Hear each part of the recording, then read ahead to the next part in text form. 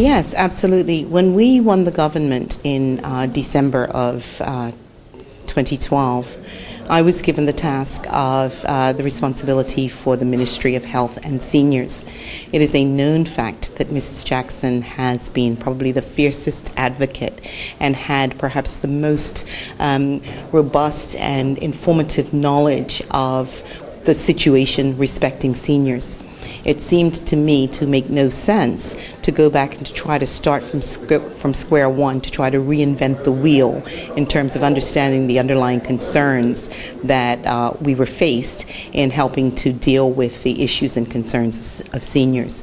So I asked the Premier if he would permit me to have a consulting arrangement with Mrs. Jackson for a 6-month period of time, to help to bring me up to speed in terms of not being able to waste time.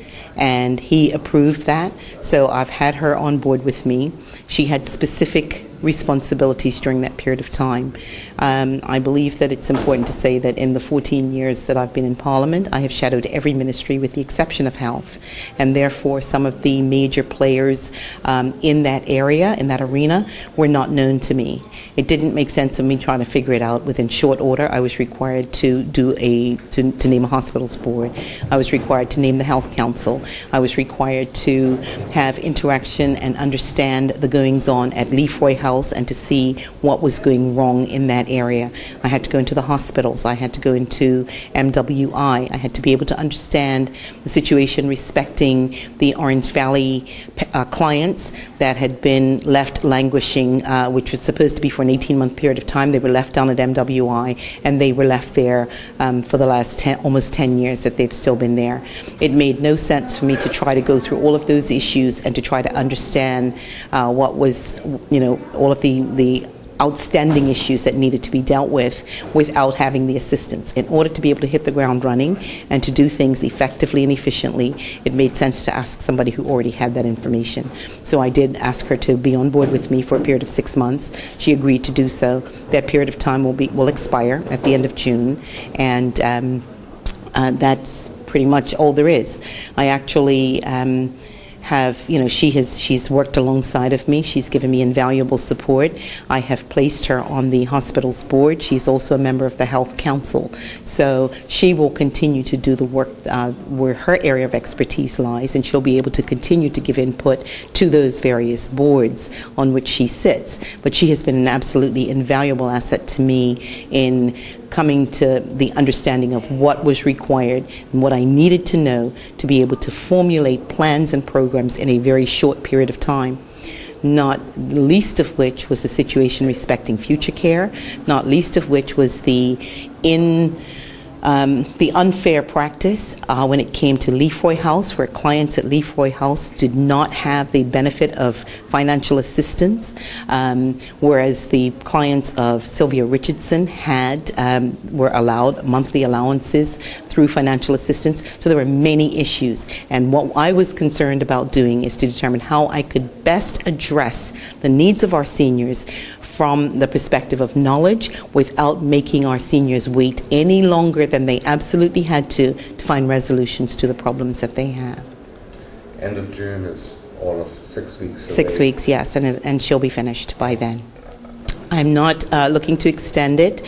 I believe that I've had enough to get started on to work through, and if I need further information, I will certainly rely on her to assist me. But I believe that I have sufficient with which I can work and to continue to formulate policies going forward. Yeah, she was paid $5,000 per month. So for a 6-month period of time, it was going to be a $30,000 engagement, if you can call it that, provided that each requirement was met. And thus far, she has met the things that I've asked her to do. Further, I can say that in order to pay for that, when I went into the health ministry, I inherited a significant number of consultants, and I've had to look at those, not least of which was a very clear political appointment of the wife of a prominent PLP former member who was given a 2-year contract because I was made to understand that that contract was made available because that person did not have employment, and therefore they were brought into the health ministry. These are the kinds of things that we have had to deal with. I am not suggesting for a second that the former minister had no value or had no right to bring in consultants as he saw fit, but I can tell you that the money that has been paid for the 6-month engagement pales in comparison to the amount that was paid for that other political appointment. One had a 2-year contract, and I was asked when I first went into the ministry whether I was likely to extend it, and I did not want out of hand to say yes or no, because it was important to me to find out what was being done, the value of what was being done, and whether it was appropriate to extend that particular consultancy contract. I made the decision that the output that I've received thus far has not warranted me wanting to extend that particular contract again. So by the time we get to the end of June, I will not have any consultants that, there will be consultants in the ministry. There are things like CMN who have major contracts. There are things like Apollo. There will be consultants.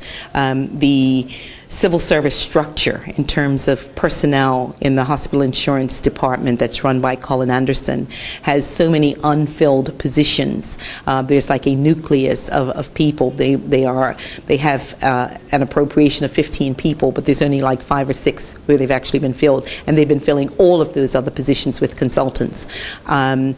Those are positions that must be filled in order for the effective working. So I'm not going to dismiss any of those consultants. I'm looking at it to see how can we minimize the amount of money that we are paying to consultants so that ultimately we can bring those jobs into the civil service where they need to be, and to make sure that we get the best value for money.